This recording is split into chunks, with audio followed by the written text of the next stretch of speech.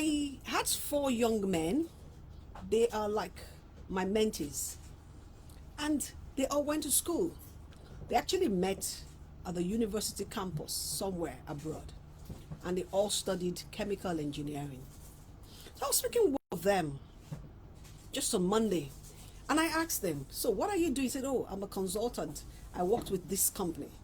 So I asked, what about the other person? Oh, he is into data analytics. I asked, what about this one? Oh, he says he's into marketing. I'm like, so who is still doing engineering? He said, there's only one, and even that one is just doing it for now. That's not what he wants to do ultimately. And that's the focus of my conversation today. The choice of course. And I'm going to address parents and young people that are trying to go into the university or pursue a particular course of study. Why do you choose the course you have chosen? I'm going to open the phone line and you can call and share with me. The number to call is 0700 923 923 923. I want to hear if you went to the university to study a course, and if that's the career you're still pursuing today. I want to know. You know, I look at myself. I've never used my certificate to work for one day. After leaving school, NYSC, immediately after that, I started working in the finance house. I studied English. How come I never used my English? You know, I'm passionate about teaching. I love to teach, but I just didn't teach. So what is happening? How come we go to school and we do all these things and we're not using it? How many people, what's the ratio, what's the number of people, what's the fraction of people that study a course and they are still, you know, living out in that course, that career today? If that's your experience or is not, can you share with us? And if you want to send us a WhatsApp chat, it's 0817 313 6193. You can send us a WhatsApp chat. I want to know. I'm really curious to know what is happening. Some people are joining us from out of the country. If you're going to send a WhatsApp, just put +234 817 313 6193. Share your experience. I'm going to be sharing with you about 10 things to consider when you're choosing a course, but I'm really interested in someone sharing with me, what course did you study? Why did you choose that course? What are you doing now?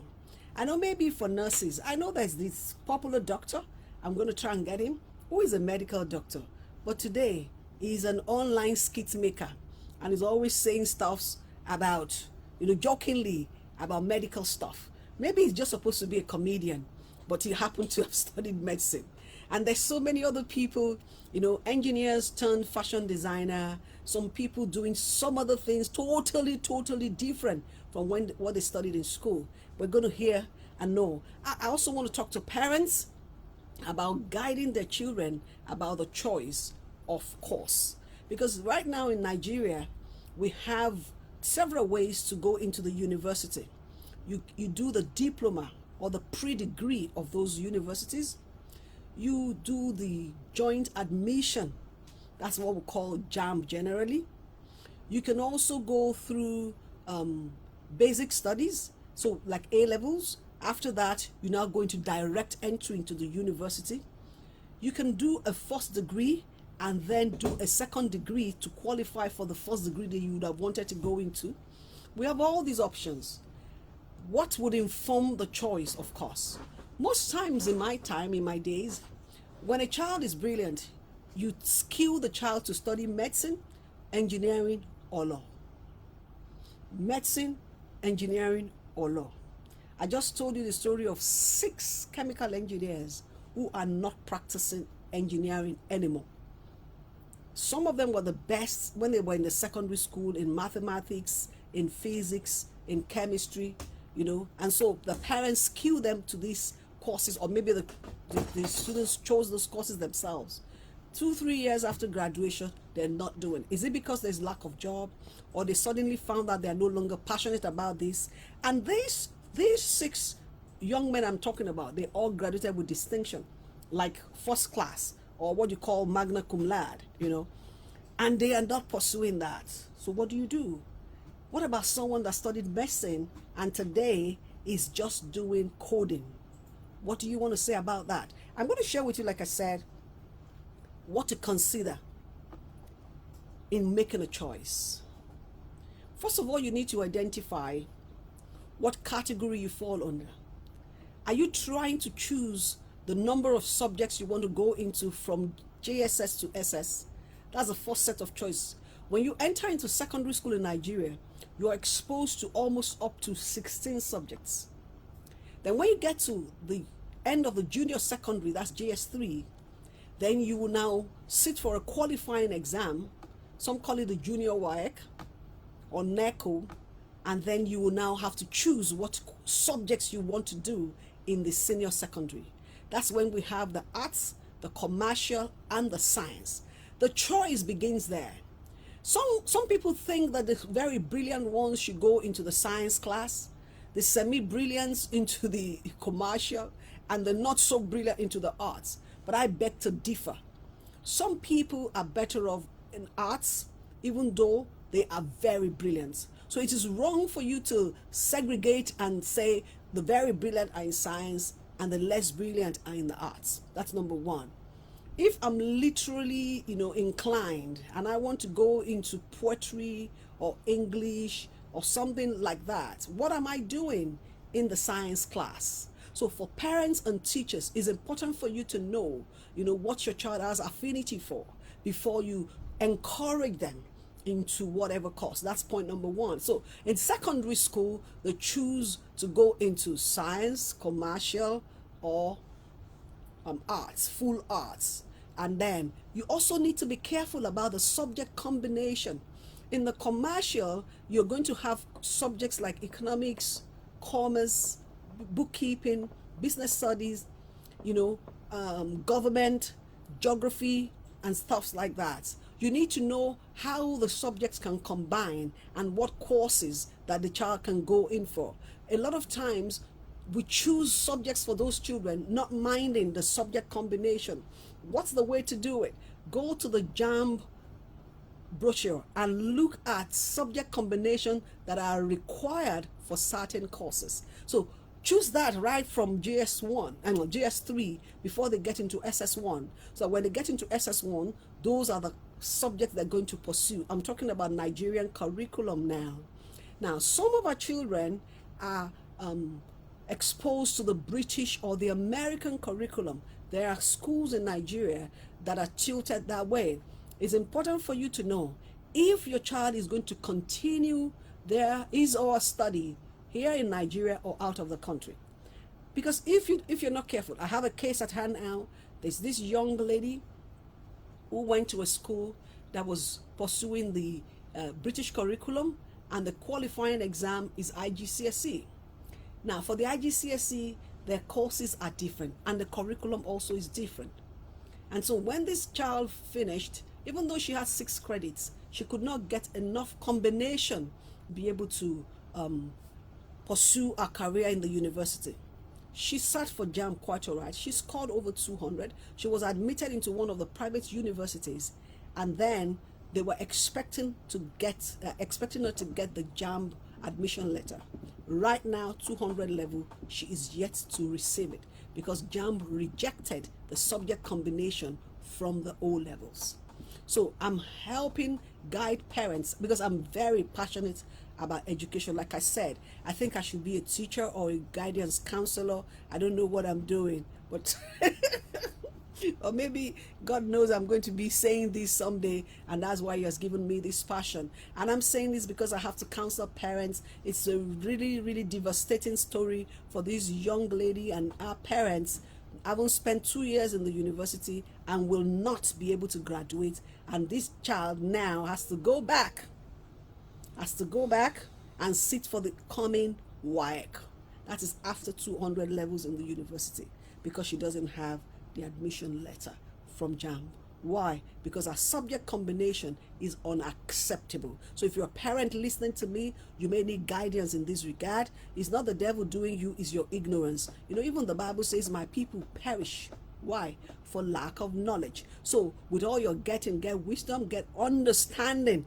You must know how things work. So there are some things that are accepted, some that are not accepted. I said I was going to share with you some things that you need to know. So number one, identify the category. What category are you? Some of you, let me tell you different categories. Some of you, you're crossing from GSS to SS. I've told you what to do. Some of you are crossing from secondary school to the tertiary institutions. So that's another category. Some of you, you're already like let me give you another story. There's this young man that came to me. He said, I love to teach. I studied chemistry, and I'm teaching right now. After NYSC, I found myself posted to a school, and I loved it there. So I'm teaching. I said, so do you want to pursue teaching as a career? If you're in that category, there are courses we call postgraduate diploma.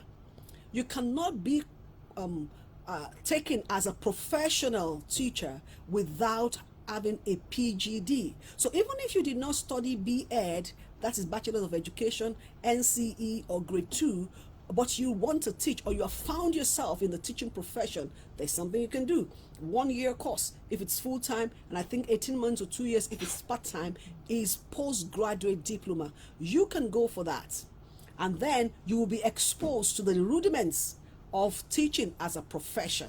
That way you become a professional. So you can do that. Or you want to switch your career totally, like those chemical engineers that are now into, you know, coding, into data science, into different things, or you now become a consultant.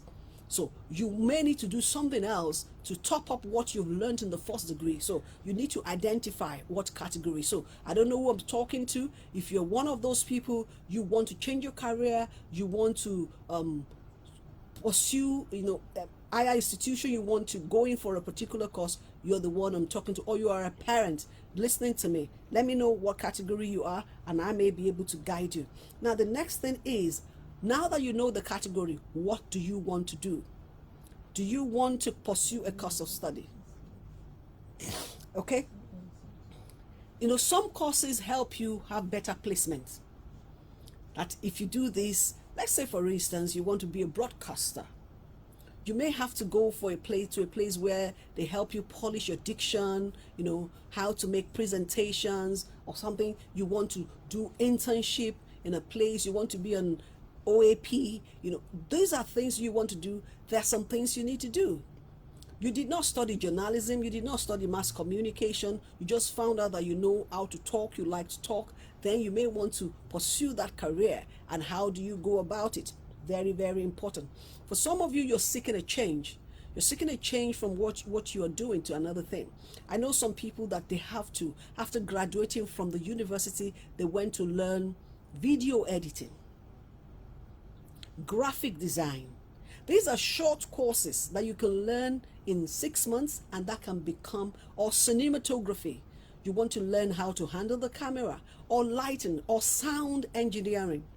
You know, there are different aspects of these things. These are all the things you can learn, add to what you've learned. And there's someone not saying to me, why then do we have to go to the university and spend so much?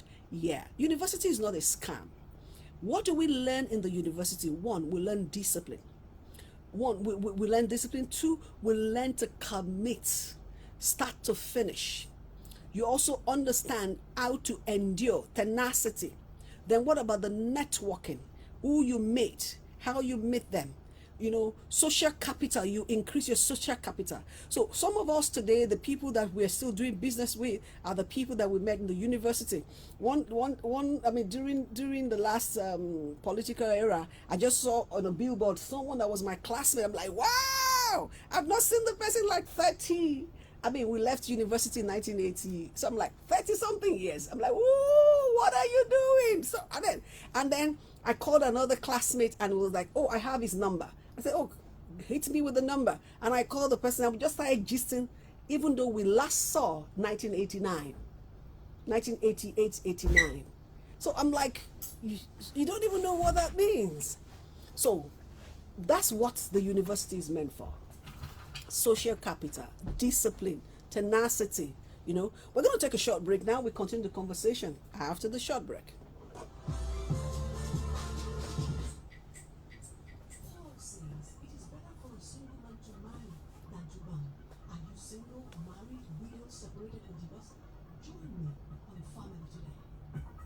Family Family Today with Funmi Johnson is one program that will bring you in alignment with who you truly are and open your mind to how you rock your significant interpersonal relationships while sidestepping the landmines, culture, religion, and society have laid in your path.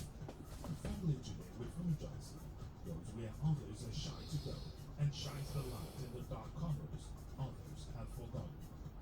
Tune in at 11:30 a.m. every Friday to listen to Family Today with Funmi Johnson on Inspiration 92.3 FM.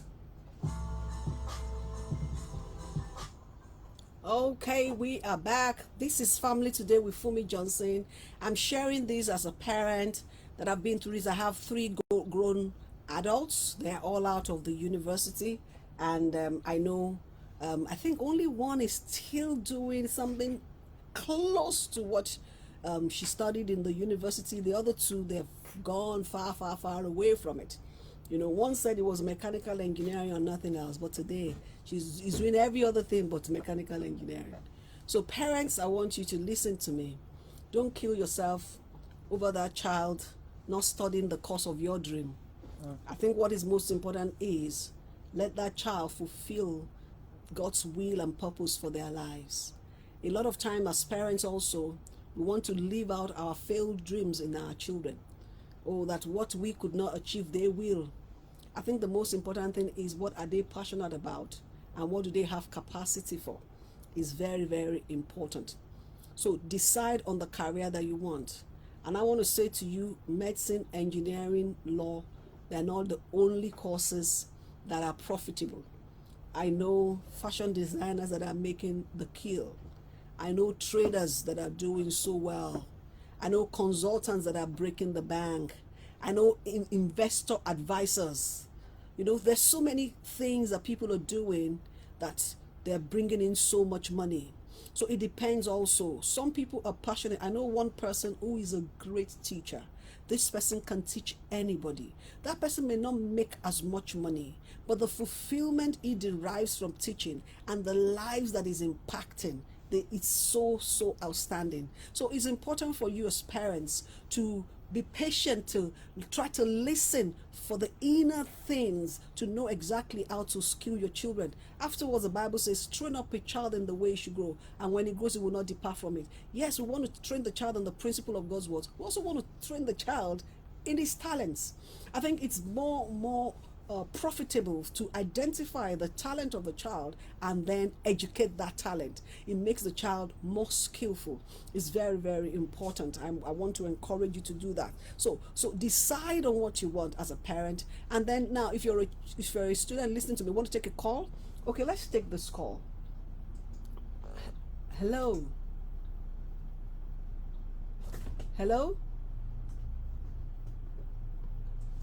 I took the break to take the call.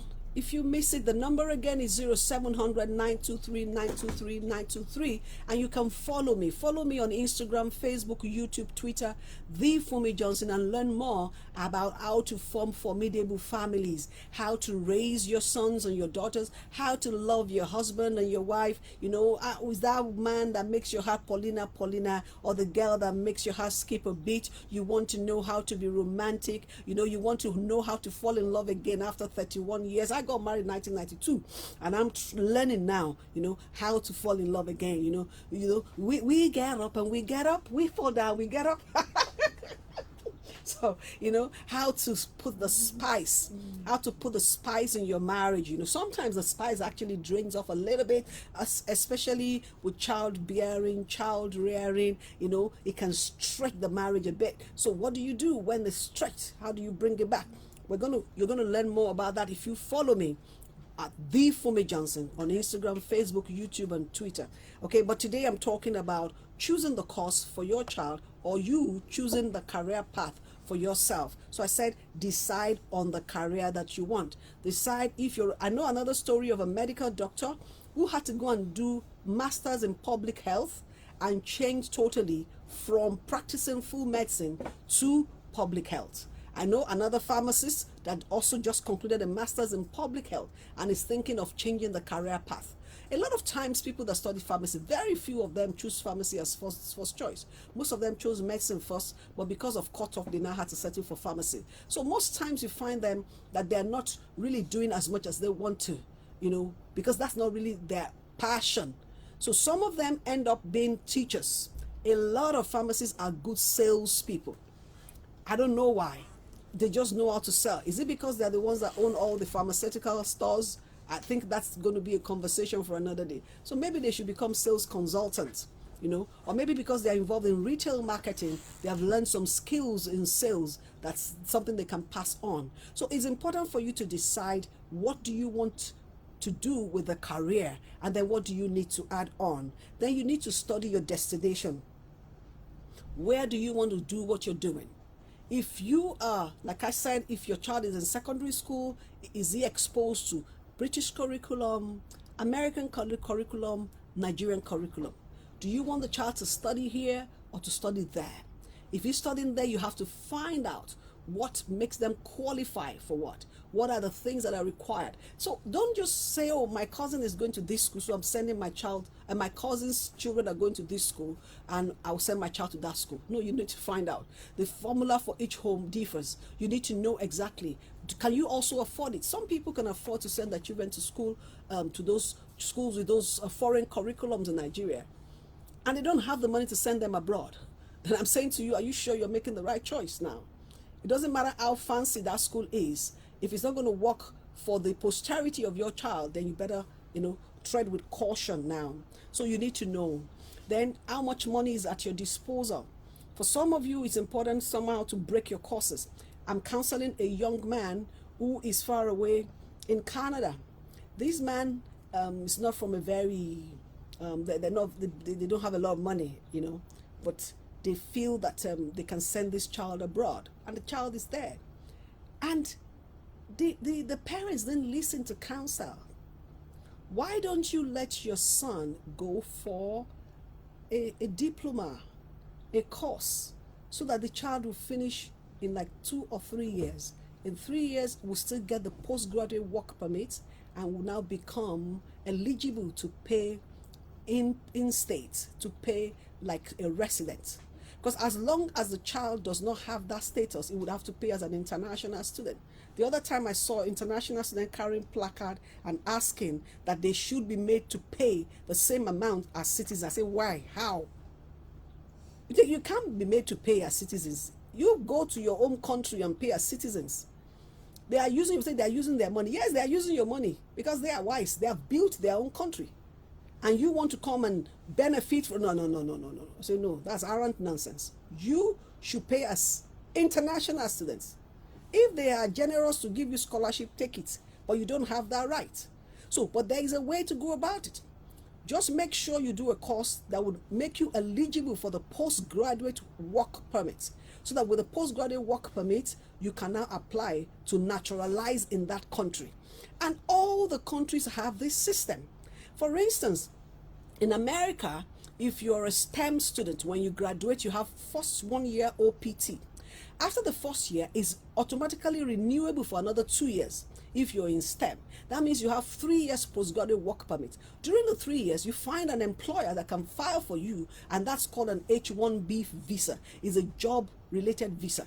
With the H-1B visa, you're in need for a while, and then your employer can petition for you. If the employer petitions for you again to say that we have looked for an American to do this job and cannot find, and then you are the most qualified, then they can now push you to the green card. This journey takes more than 10 years. So if you're going to America and you think that you get there today and in 3 years you're going to have citizenship, it's a lie. It's a scam. And most of you relocating abroad, you are unaware of this. If you're going to Canada, for instance, listen very carefully. If you go there, either for, let's say you finish your first degree here, you're going for a master's. When you get there, do a 2 years master's. If you do a 1 year master's, you would not be entitled to a postgraduate work permit. So you have to do a 2 years master's. After the 2 years master's, you get a postgraduate work permit. With that work permit now, you can work for straight up to 3 years. If you work for 1 year within those 3 years, you qualify to apply for permanent residence. And once you have the permanent residence, you have 3 years. then you can apply for citizenship. If you go to UK, people go to the UK. The UK process, it takes longer. Once you graduate, you have to file for the postgraduate work permit, which costs you £1,950. So most of them, and they have 3 children, husband, wife, 3 children. So you're still looking for like £9,500 after the money you borrowed to go before you can have the permission to stay. So a lot of them are actually spent and tired. And then after working for that period, they now give you leave to remain indefinitely, and that takes 5 years before you can even smell whether you want to qualify to apply for the British citizenship. So you need to know all this. I think I can't exhaust this. You know, I want you to be knowledgeable. Am I against people leaving? No. You can do whatever you want, but be knowledgeable. Don't get to the middle of the ocean and then realize that, oh, it's a scam. It's not a scam. It's just that you did not find out. You did not find out well about what you're doing. Now, people say I should talk about Nigeria. Now, for Nigeria, right, if you go to the university, study philosophy, study history, study Yoruba, study medicine, study engineering, study actuarial science, whatever, just make sure you graduate, make sure you pass. The moment you pass, you have that first degree. That means I also am a graduate. From that time, that's when you start asking yourself, what should I do next? So if you apply for JAM and you are given a course JAX, just take it. Do it. Because most people, I found out, I don't know the statistics yet, maybe I'll try and do that, but almost 7 out of 10 don't continue with the course they study in the university.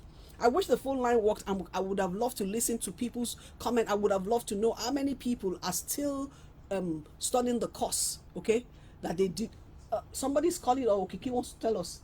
What course did you study? I studied public relations, advertising, and media. Oh, you're still kind of you're public relations. You're one of the very few. I think we should clap. Clap for me, please. Clap for me. What course did you study? Mass communication. Oh my goodness! Woo! Yeah. Okay, that's my love. I think that's really so rare. Most people, they're just doing something completely different from what they study. It doesn't make it wrong. It just means that we're not wrong, or we haven't failed because we're not continuing as engineers even after we left school. It's important for us to know. I'm so sorry we cannot continue this conversation, but I think it's something. What I'm leaving with you is this: guide your children and guide yourself. Be informed about the choices you're making, and don't feel like a failure if it didn't work the first time. We continue this conversation same time next week. Remember to follow me on Instagram, Facebook, YouTube, Twitter, TheFunmiJohnson. Thank you.